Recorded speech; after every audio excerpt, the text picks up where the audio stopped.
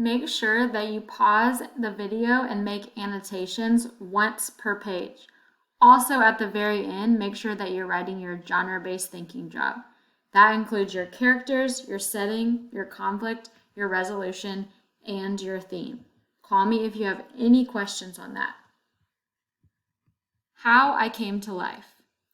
I like when Mom tells this story because it makes me laugh so much. It's not funny in the way a joke is funny, but when Mom tells it, Via and I just start cracking up. So when I was in my mom's stomach, no one had any idea I would come out looking the way I look. Mom had had Via 4 years before, and that had been such a walk in the park, Mom's expression, that there was no reason to run any special test. About 2 months before I was born, the doctors realized there was something wrong with my face, but they didn't think it was going to be bad. They told Mom and Dad I had a cleft palate and some other stuff going on. They called it small anomalies. There were 2 nurses in the delivery room the night I was born. One was very nice and sweet. The other one, Mom said, did not seem at all nice or sweet. She had very big arms, and here comes the funny part.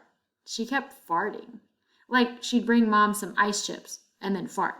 She'd check Mom's blood pressure and fart. Mom says it was unbelievable because the nurse never even said excuse me. Meanwhile, Mom's regular doctor wasn't on duty that night. So Mom got stuck with this cranky kid doctor she and Dad nicknamed Doogie, after some old TV show or something. They didn't actually call him that to his face. But Mom says that even though everyone in the room was kind of grumpy, Dad kept making her laugh all night long. When I came out of Mom's stomach, she said the whole room got very quiet. Mom didn't even get a chance to look at me because the nice nurse immediately rushed me out of the room. Dad was in such a hurry to follow her that he dropped the video camera, which broke into a million pieces. And then Mom got very upset and tried to get out of bed to see where they were going, but the farting nurse put her very big arms on Mom to keep her down in the bed. They were practically fighting because Mom was hysterical and the farting nurse was yelling at her to stay calm. And then they both started screaming for the doctor. But guess what? He had fainted right on the floor. So when the farting nurse saw that he had fainted, she started pushing him with her foot to get him to wake up, yelling at him the whole time. "What kind of doctor are you? What kind of doctor are you? Get up, get up!" And then all of a sudden, she let out the biggest, loudest, smelliest fart in the history of farts. Mom thinks it was actually the fart that finally woke the doctor up. Anyway, when Mom tells the story, she acts out all the parts, including the farting noise. And it is so funny. Mom says the farting nurse turned out to be a very nice woman. She stayed with Mom the whole time, didn't leave her side, even after Dad came back and the doctors told him how sick I was. Mom remembers exactly what the nurse whispered in her ear when the doctor helped her, when the doctor told her I probably wouldn't live through the night. Everyone born of God overcometh the world. And the next day, after I lived through the night, it was that nurse who held Mom's hand when they brought her to meet me for the first time. Mom says by then they had told her all about me. She had been preparing herself for the seeing of me. But she says that when she looked down into my tiny mushed up face for the first time, all she could see was how pretty my eyes were. Mom is beautiful, by the way, and Dad is handsome. Via is pretty, in case you were wondering. Christopher's house. Now this is where I want you to start looking for the characters, setting, conflict, resolution, and theme, because you're going to write it on your copy right here, or on a piece of paper if you lost your Wonder Book. I was really bummed when Christopher moved away 3 years ago. We were both around 7 then.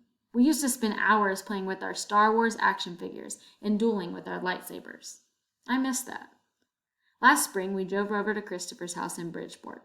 Me and Christopher were looking for snacks in the kitchen, and I heard Mom talking to Lisa, Christopher's mom, about my going to school in the fall. I had never, ever heard her mention school before. "What are you talking about?" I said. Mom looked surprised, like she hadn't meant for me to hear that. "You should tell him what you've been thinking about, Isabel," Dad said. He was on the other side of the living room, talking to Christopher's dad. "We should talk about this later," said Mom. "No, I want to know what you're talking about," I answered. "Don't you think you're ready for school, Augie?" Mom said. "No," I said. "I don't either," said Dad. "Then that's it, case closed," I said, shrugging, and I sat in her lap like I was a baby. "I just think you need to learn more than I can teach you," Mom said. "I mean, come on, Augie. You know how bad I am at fractions. What school? I said. I already felt like crying. Pause right here because it sounds like there is a conflict that we should annotate. Beecher Prep, right by us. Wow, that's a great school, Augie, said Lisa, patting my knee. Why not Via School? I said.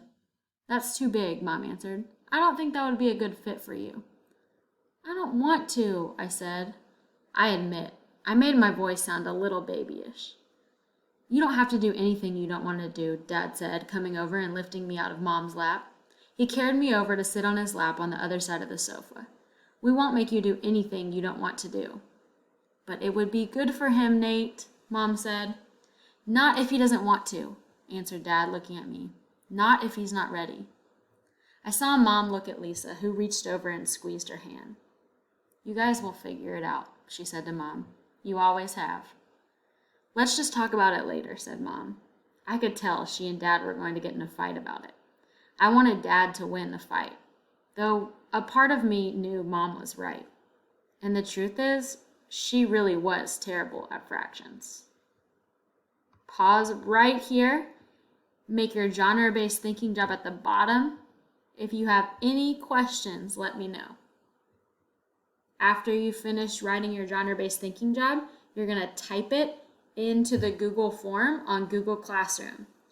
Look for the label that says 8-24 homework, and then click on the Google form.